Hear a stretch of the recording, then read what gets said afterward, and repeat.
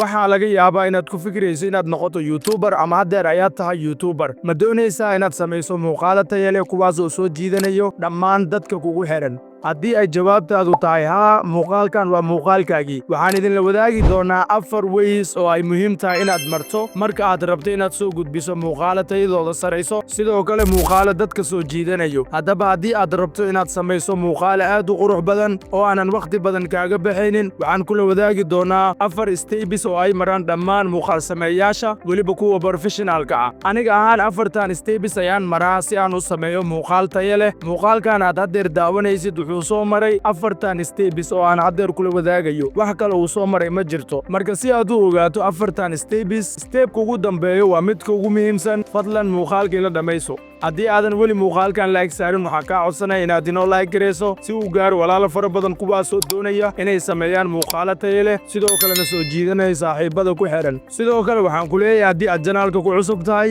janaalka subscribe dheh si uu kuu soo gaaro muuqaal weliba oo aan bartaani soo dhigno mahadsanidin wax yar aan isla daawano kilibkaani yar ee aan soo qaatay si aan u fahanno kadibna aan u faahfaahino marnaha furin editing programka adigoo intaan soo sameyn waa qaladka ugu weyn ee dadka inta badan sameeyaan marka ay rabaan inay muuqaal waxaa luminaysaa waqti iyo dadaal badan adigoo aan qorsheyn waa maxay habka saxda ah ee loo bilaabo video editing project ka hor inta aadan furin editing software-ka marka hore samee qorshe isku ururso kilibyada aad isticmaalaysid ama aad edit gareynaysid habkan waa sida aniga aan u qorsheeyo marka aan rabo inaan video edit gareeyo haddii aan habkan isticmaashid waxay heli doontaa natiijooyin qurux badan waqti yar iyo muuqaal creative ah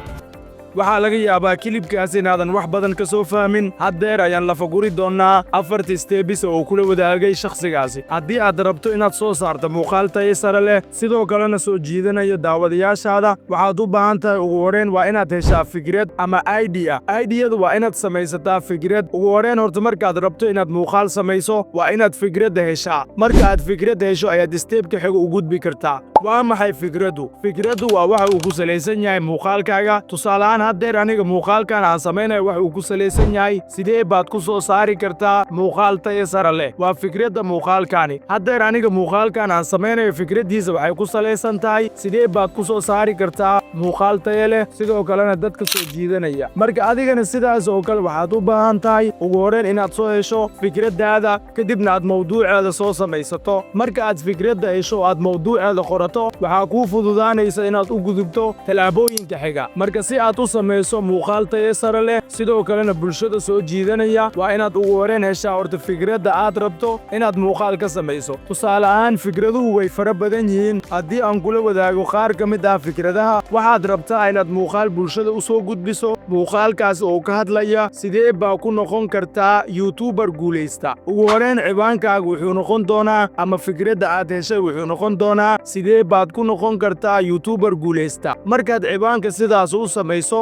steebka xiga ayaad u gudbaysaa steebka labaad waxa uu yahay scripti waa inaad samaysaa wax qorid waa inaad qortaa mawduuca aad rabto inaad ka hadasho marka aad mawduucaaga qorto oo aad lafa gurto kadib ayaad u gudbi kartaa dhanka iyo duubidda ugu horrayn horta waa inaad heshaa mawduuca aad rabto inaad muuqaalka ka samayso marka aad mawduucaasi hesho kadibna aad scripti ku samayso tilaabada labaad waa scriptiga ama qoridda waa inaad qortaa mawduucaasi haddii aad tusaale ahaan kor ka hadli karto ama aad awoodda inaad mawduucaasi si kor ah aad aga duubi karto waad samayn kartaa balse haddii aadan awood u lahayn waxaad samayn kartaa inaad qorato main pointiska ama qodobada ugu waaweyn ayaad qoranaysaa marka aad qorato kadib mid ayaad uga doodi doontaa adigoo scriptigaaga fiirsanayo waxaan idinla wadaagi doonaa scriptiga iyo qaabka aad u diyaarin karto maanta uma baahnid inaad scripti dheer ah adiga aad qorto ama sidoo kale aad ku wareerto sida scripti loo diyaariyo scriptiga isla haddeer ayaa waxaan ku diyaarsan doonaa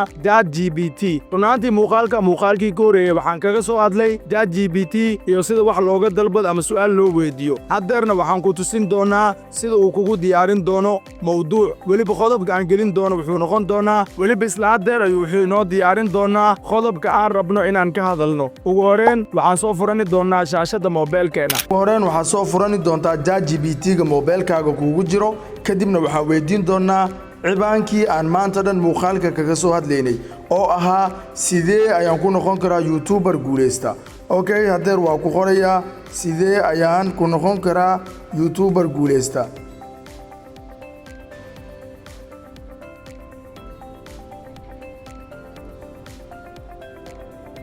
okay haddeer marka waan ku qoray su'aashii kadibna falaartaas ayaan ku dhufanayaa asiga ayaa ii soo saari doono sida aan ku noqon karo youtuber guuleysta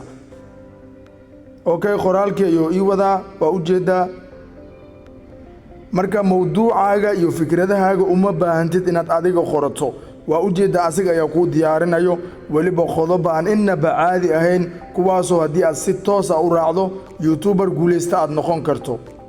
maanta adduunka wax waliba waa la fududeeyey ChatGPT-gan isticmaal wax waliba wuu kuu fududeyn doonaa ha ka welwelin inaad mawduuc diyaarsato asiga ayaa kuu samayn doono writingkii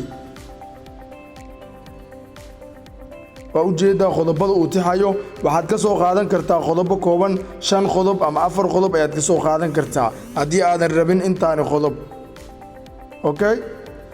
ana laakiin fursad ayaan siinaynaa waa ujeedaa marka 10 qodob ayuu inoo diyaariyey okay waxaan idin akhrin doonaa hordhaca kaliya si aad u noqoto youtuber guuleysta waxaa muhiim ah inaad yeelato qorshe wanaagsan dulqaad iyo dadaal joogto ah halkan waxaa ku qoran talooyin muhiim ah oo ka caawin kara inaad youtuber guuleysta noqoto sidaad ka dareemi karto isla markii wuxuu ku leeyahay waa inaad dulqaad yeelataa aniga haddeer youtube kuma jiro dulqaad la'aan uguma jiro maxaa yeelay youtube wuxuu u baahan yahay dulqaad aniga haddeer mar walba muuqaal ayaa idin soo diyaarinayaa idinkana like ma saartiin marka asxaabay like-ta saara muuqaalka intaasi waa kaftan marka qodob koowaad wuxuu ku leeyahay go'aanso mawduucaaga niche waa inaad heshaa tusaale ahaan aniga youtube-kayga badanaa waxaan kaga hadlaa video editing iyo sidoo kale graphic design niche-ka waa kuwaasi okay sidoo kale wuxuu ku leeyahay samee qorshe contact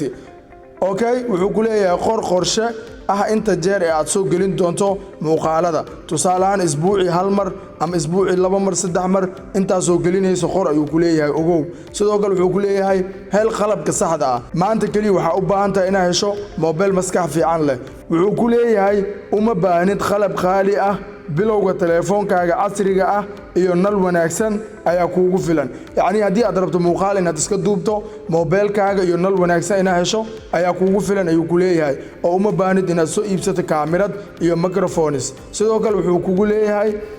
soo saar contact soo jiidasho leh waa inaad ku bilowdaa muuqaalo xiiso leh oo ku saabsan mawduucaaga okay sidoo kale wuxuu ku leeyahay thumbnail iyo ciwaan soo jiidasho leh samayso marka waxaan rajaynayaa inaad fahamteen intaasi marab inaad sii akhriyo qodobada kale waxaan rajaynayaa saaxiibayaal inaad fahamteen qaabka aad ku diyaarsan kartaan scriptigiina aan u gudubno stepka xiga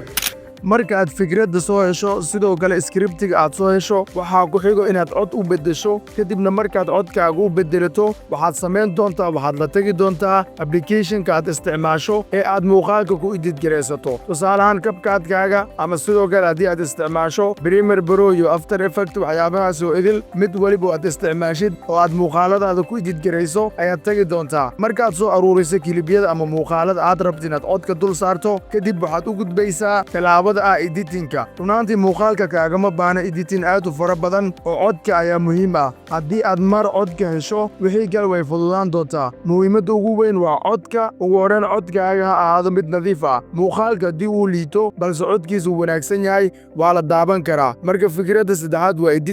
editingkan iska tafatir oo si fiican muuqaalka u editgaree oo waxyaabaha khaladka ku jira ka saar codkaagana sidoo kale meelaha khaladaadka kaga jira ka saar si aad u soo saarto muuqaal la fahmi karo sidoo kalena ujeeddo cad wata talaabada ugu dambaysa markaad muuqaalkaaga diyaarsato waa inaad design garaysaa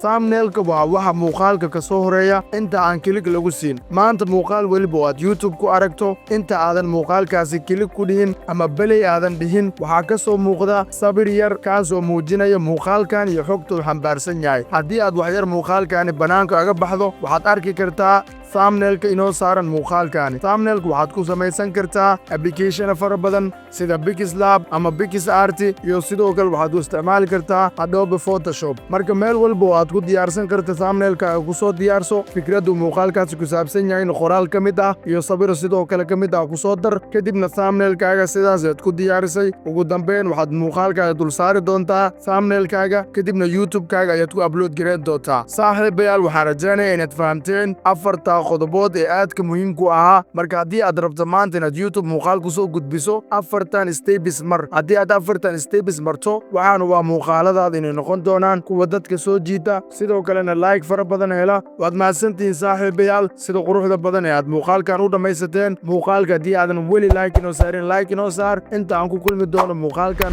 xiga waxaan idin leeyahay sidaa iyo nabadgelyo